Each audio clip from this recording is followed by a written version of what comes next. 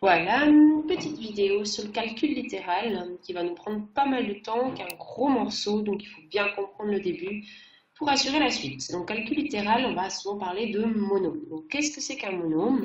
C'est quelque chose qu'on va retrouver dans une expression littérale, puisqu'une expression littérale, elle est composée d'un ou de plusieurs monômes. Un monôme, c'est le résultat d'une multiplication des chiffres et des lettres. Par exemple, ici, 4x, c'est un monôme, 4 fois x, 2a carré b, également un monôme, 3, même s'il n'y a pas la partie qu'on va appeler partie littérale, on considère 3 comme un monôme.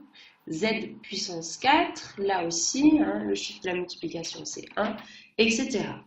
Donc si on a quelque chose du type 3 fois A fois B fois 4, on va l'écrire sous forme de monôme, sous forme simplifiée. Vous vous rappelez des conventions d'écriture que vous avez déjà vues. On simplifie toujours au maximum. Donc on multiplie les chiffres entre eux. 3 fois 4, 12. Les lettres entre elles. A fois A, ça me donne A carré. Et B, donc A carré B. Donc attention, toujours cet ordre-là. D'abord la partie numérique. Ensuite, dans la partie littérale, on met par ordre alphabétique. Donc là, A carré, B, s'il y avait un C, le C viendrait après. Etc. On simplifie l'écriture, donc on enlève les fois qu'on avait entre les différentes parties. Donc, dans ce monôme-ci, 12A carré B, il va falloir faire attention au vocabulaire. On a le nombre 12 ici, qu'on va appeler le coefficient. Donc la partie numérique se nomme le coefficient. La partie ici en écriture, on va nommer ça la partie littérale.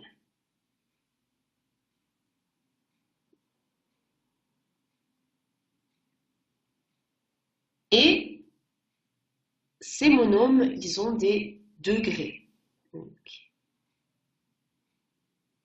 on va parler d'un monôme de degré 1, de degré 2, de degré 3, 4, 5. Ce monôme-là, il est de degré 3. Pourquoi? Les degrés, c'est la somme des exposants. Ici, j'ai 2. Et là, B, c'est comme si j'avais B à la puissance 1. Donc, degré, c'est la somme des exposants.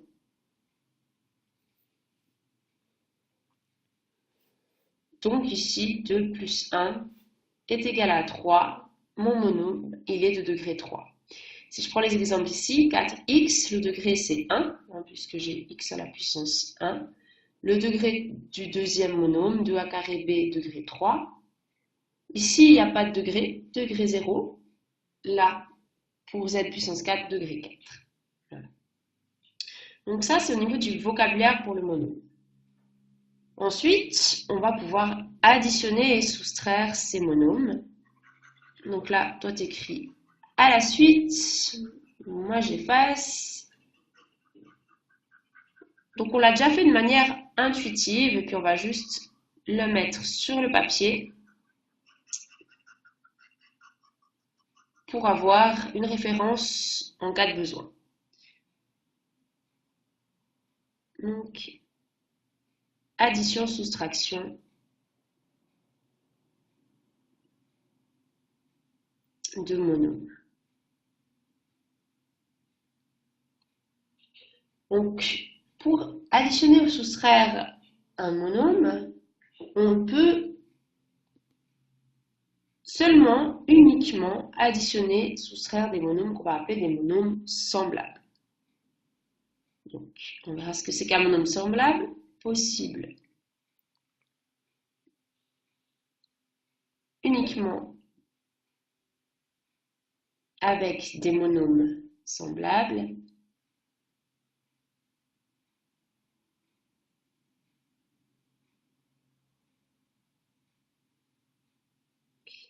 Et ce qu'on va faire, c'est qu'on additionne ou soustrait les coefficients et on garde la partie littérale.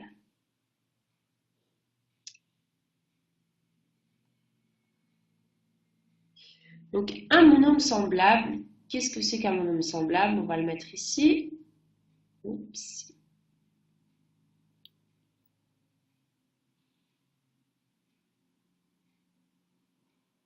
Donc, un monôme semblable, c'est un monôme qui a la même partie littérale que son camarade. On peut mettre un S. Les monômes semblables, c'est des monômes de même partie littérale.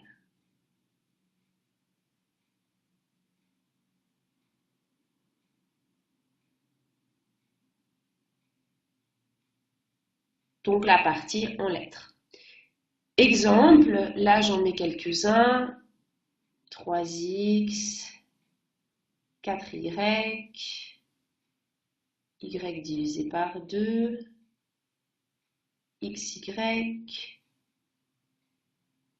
x au carré, et puis 10x. Donc, quels sont les monômes semblables ici? Ceux qui ont la même partie littérale. Prenons le cas du 3x.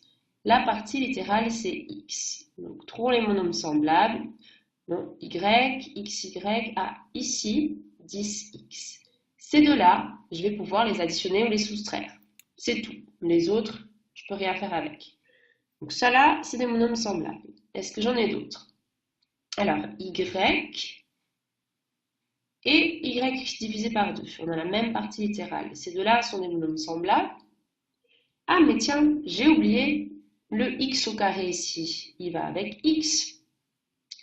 Attention, il y a la partie littérale, elle doit être exactement la même. Là, j'ai x au carré, j'ai x fois x. Ce n'est pas du tout la même chose que x.